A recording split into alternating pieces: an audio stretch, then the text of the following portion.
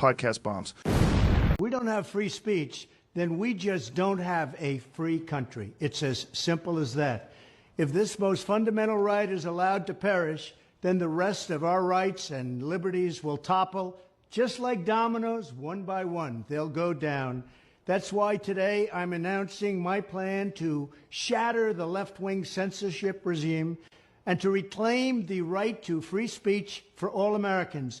And reclaim is a very important word in this case because they've taken it away. In recent weeks, bombshell reports have confirmed that a sinister group of deep state bureaucrats, Silicon Valley tyrants, left-wing activists, and depraved corporate news media have been conspiring to manipulate and silence the American people. They have collaborated to suppress vital information on everything from elections to public health. The censorship cartel must be dismantled and destroyed, and it must happen immediately. And here's my plan. First, within hours of my inauguration, I will sign an executive order banning any federal department or agency from colluding with any organization, business, or person to censor, limit, categorize, or impede the lawful speech of American citizens. I will then ban federal money from being used to label domestic speech as mis- or disinformation. And I will begin the process of identifying and firing every federal bureaucrat who has engaged in domestic censorship, directly or indirectly, whether they are the Department of Homeland Security, the Department of Health, Human Services, the FBI, the DOJ, no matter who they are. Second, I will order the Department of Justice to investigate all parties involved in the new online censorship regime, which is absolutely destructive and terrible, and to aggressively prosecute any and all crimes identified. These include possible violations of federal civil rights law, campaign finance laws, federal election law, securities law, and antitrust laws, the Hatch Act, and a host of other potential criminal, civil, regulatory, and constitutional offenses. To assist in these efforts, I am urging House Republicans to immediately send preservation letters, and we have to do this right now, to the Biden administration, the Biden campaign, and every Silicon Valley tech giant, ordering them not to destroy evidence of censorship.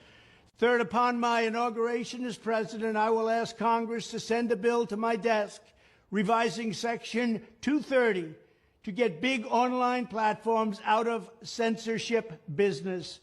From now on, digital platforms should only qualify for immunity protection under Section 230 if they meet high standards of neutrality, transparency, fairness, and non-discrimination. We should require these platforms to increase their efforts to take down unlawful content such as child exploitation and promoting terrorism, while dramatically curtailing their power to arbitrarily restrict lawful speech. Fourth, we need to break up the entire toxic censorship industry that has arisen under the false guise of tackling so-called mis- and disinformation. The federal government should immediately stop funding all nonprofits and academic programs that support this authoritarian project. If any U.S. university is discovered to have engaged in censorship activities or election interferences in the past, such as flagging social media content for removal of blacklisting, those universities should lose federal research dollars and federal student loan support for a period of 5 years and maybe more. We should also enact new laws laying out clear criminal penalties for federal bureaucrats who partner with private entities to do an end run around the Constitution and deprive Americans of their First, Fourth, and Fifth Amendment rights. In other words, deprive them of their vote. And once you lose those elections, and once you lose your borders like we have, you no longer have a country. Furthermore, to confront the problems of major platforms being infiltrated by legions of former deep staters and intelligence officials, there should be a 7-year calling-off period before any employee of the FBI, CIA, NSA, DNI, DHS, or DOD is allowed to take a job at a company possessing vast quantities of U.S. user data. Fifth, the time has finally come for Congress to pass a digital Bill of Rights. This should include a right to digital due process. In other words, government officials should need a court order to take down online content, not send information requests such as the FBI was sending to Twitter. Furthermore, when users of big online platforms have their content or accounts removed, throttled, shadow banned, or otherwise restricted, no matter what name they use, they should have the right to be informed that it's happening, the right to a specific explanation of the reason why, and the right to a timely appeal. In addition, all users over the age of 18 should have the right to opt out of content moderation and curation entirely and receive an unmanipulated stream of information if they so choose.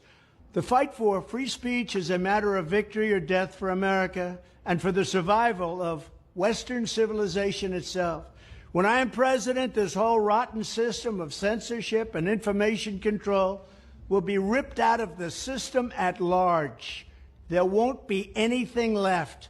By restoring free speech, we'll begin to reclaim our democracy and save our nation. Thank you, and God bless America.